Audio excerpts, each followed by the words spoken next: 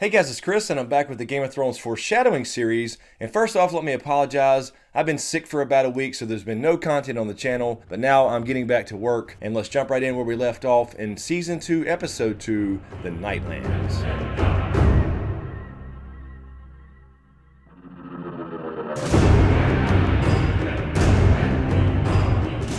Alright, before we get started, please stick around to the end of the video. I want to give you guys a little reminder about how to support your favorite channels. There have been, obviously you've probably heard the last couple of weeks, some massive changes to YouTube as well. And also a quick reminder, this is slightly out of order. If you remember the last couple foreshadowing videos I did, I actually did episode 3, but I kept calling it episode 2 because it was stuck in my head. And so they ended up being a little bit out of order. So this time we're actually going to come back to season 2, episode 2, The Nightlands, and actually do the right one. And in our first scene, we see Arya and Gendry heading up north towards the Night's Watch, towards the wall. Yoren is supposed to drop Arya off back at home. But of course we get a little revelation that Gendry knows the truth. Did you kill someone, or is it just because you're a girl? I'm not a girl. Yes, you are. My name's not Ari. It's Arya of House Stark. So we get the little revelation from Gendry here that he in fact does know Arya is a girl and not this little boy named Ari. And of course during this scene as well, we do see Jaqen H'ghar, Rorg, and Biter in the cage as they're brought up to the wall as well. And this whole entire scene is basically the continuation of Arya's character building as far as her little identity crisis, because she's literally pretending to be somebody else. So that in combination with the introduction of Jaqen H'ghar, of course later on, we would see this. Fala Morgulis.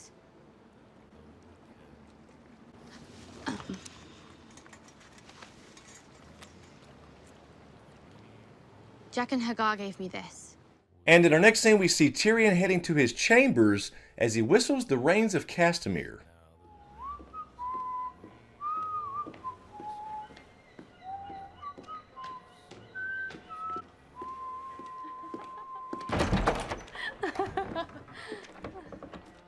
So it shouldn't really be that big of a deal. Tyrion's just heading to his chamber, whistling something along the way. But of course, when he opens the door, the first person we see is Shae as she talks to Varys. And this is a little indication, I think, that this relationship wasn't going to go very well, that Shae would end up betraying Tyrion. And of course, later on, we would see this.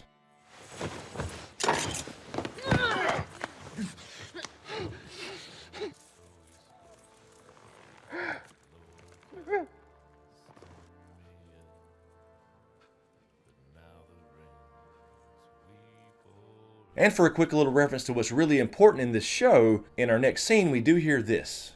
Cold winds are rising, and the dead rise with them. The Northerners are a superstitious people. One trip to the wall and you come back believing in grumpkins and snarks.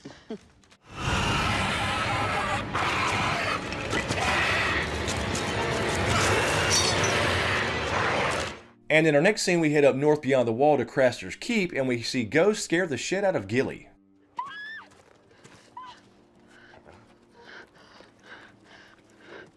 No. Ghost, no. Ghost away. Shoot. Shoot! So he says, Ghost, shoo, get away from here, get out of here. And I guess that's a little foreshadowing because we really haven't seen Ghost since. So Ghost listens very well, and he did apparently shoo off because where the fuck is Ghost? He's MIA.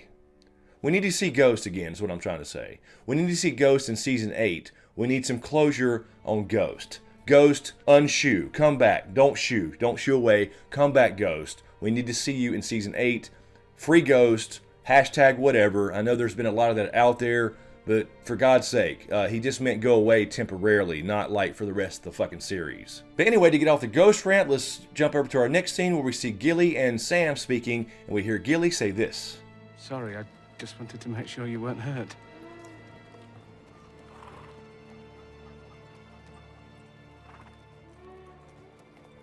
You're very brave. So we hear Gilly tell Sam he's very, very brave, and this is what makes Sam really start to fall in love with Gilly, I think. He's never heard this before in his entire damn life, especially from his asshole father, Randall, but later on, we would see this.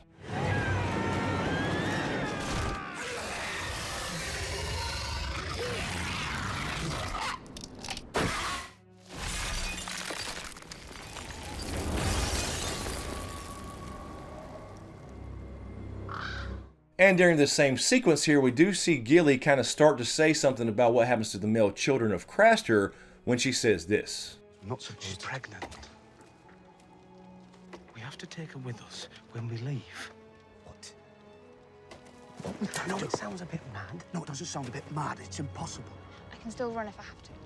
It's just not possible. I'm going to have a baby if it's a boy.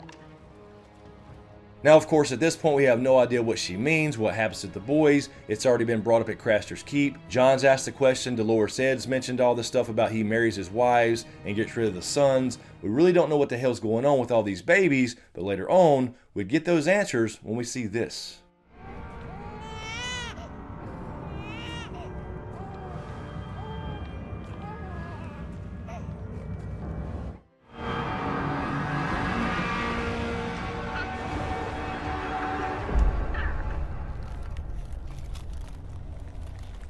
And also during this same sequence, Sam is trying to get them to rescue Gilly essentially because her baby might be a boy, to get them the hell out of Craster's Keep and save her. John doesn't agree because what are you going to do? They're going up north even further. They're going to potentially fight wildlings and find out what's going on. John's basically saying there's just no place for a baby where we're going. It's going to be too damn dangerous. But specifically when they're having this conversation, we hear John tell this to Sam. Heading deeper and deeper into wildling territory. Mormont wouldn't have it, and even if he would, what would we do with her? Who's gonna deliver a baby? You? I could try. So I do think this is a legitimate question that John asked. Who's going to deliver a baby on the road? We're all just a bunch of Night's Watch members. We have no maesters, etc. is what he was alluding to. So I do think this is a little foreshadowing as to what we would see later on in Season 5 when we see this. Send me, Gilly, and the baby to Old Town so I can become a maester. That's what I'm meant to be, not this. I'd be more used to you as a maester. More used to everyone now Maester Aemon's gone. So Sam decides to go to the Citadel and become a maester who could potentially deliver babies, and John agrees that he needs a new maester since Maester Aemon had died at this point. So although now we've already seen in Season 7 him go to the Citadel and already leave the Citadel, I think that was a little foreshadowing about the future of Sam's character at that point in the story. And finally we head over to the red wastes of the Dothraki Sea where we see Dany, Jorah and company having a pretty damn hard time in the sun. They have no food, they have no water, everybody's dropping off like flies, and we do see this. Who did this? Called Pono, perhaps? Called Diagon. You don't like the idea of a woman leading a Khalasa? They will like it far less when I am done with them. So Dany is pissed off and she says they will like it far less after Jorah names off all the cows that potentially killed him. And at the time you're thinking, yeah, sure, you're about to die in the damn desert here. You have nothing to stand on, you have no power, you have no army, etc. But of course later on that would change, and then in Season 6 we would see this.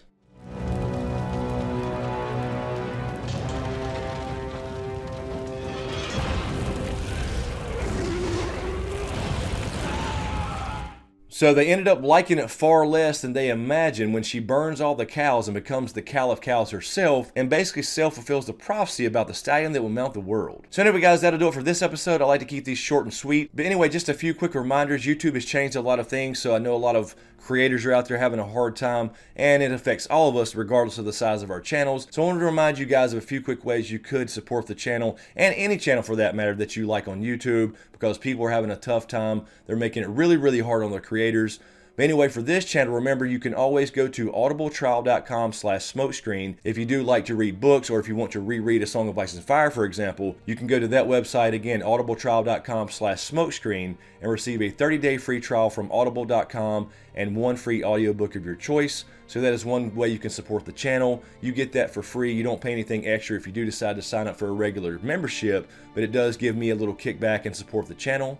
You can also shop on Amazon. There's always a link in every video description below where it basically says shop on Amazon and support the channel, and that just gives a affiliate link type of thing where if you go to amazon.com through that link, anything you buy will give me a little kickback and support the channel as well. It doesn't increase your prices or anything like that, but it's just a good way to support the channels you love. So not just me necessarily, but any channel you love that has an affiliate account with Amazon and you shop on Amazon anyway, it will support your favorite channel if you use their individual links. So I always have a link in the description below. Support the channel by shopping on Amazon. Of course, there's always Patreon as well. Now, Patreon is a monthly type of thing where you support monthly. You can give as little as $1 up to whatever you want to. And there are different reward levels. So just a quick reminder about Patreon. And we also have a Discord server as well on there. So we have a private Discord server for SmokeScreen fans as well. And that is voice chat as well as regular chat rooms on different topics. And you can hang out there 24/7 regardless. And that is one of our Patreon rewards as well. So patreon.com/smokescreenvids is my particular Patreon account, but most creators out there also have one, and that's kind of what you got to do these days in order to get by and continue making videos. And of course, there's always the Teespring merch store. You probably see that below some of the videos already, but there's always a link in the description below for that as well, where we have the logo shirt for SmokeScreen, we have the House SmokeScreen t-shirts, we have the Protostart shirts, etc., as well as sweatshirts, hoodies, all that good stuff as well. So that's another way you can always support the channel. So that link is always in the description below as well for the merchandise store. And I will always be adding new designs to that as well. And I need to actually do that. I need to update that store a little bit and put in some new stuff. But anyway, those are just a few reminders there of how you can support your favorite channels. A lot of people have Patreon, a lot of people have merch stores, and a lot of people have Amazon affiliate accounts, etc. Because I have received a few messages after all the YouTube drama the last few weeks about how you can help. And that's always a way to help financially, but the biggest thing is sharing these videos in other places and getting other people interested as well, so the channel will actually grow, and that in turn gets your channel to grow more organically because YouTube will push your stuff out there more in related videos and things like that. So the biggest thing is watch time and sharing these videos. So I really appreciate all the support. If you dig what I do here, give me a like and a share. As usual, thank you for all the support, especially to you guys on Patreon.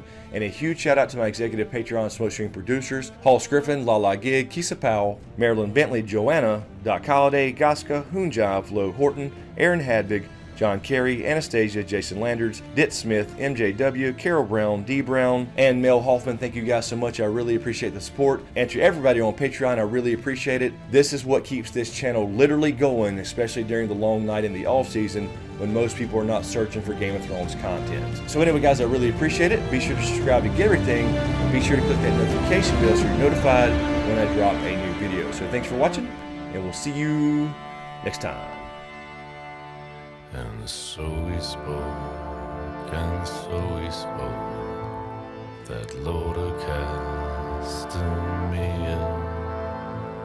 But now the rings we bore is hard.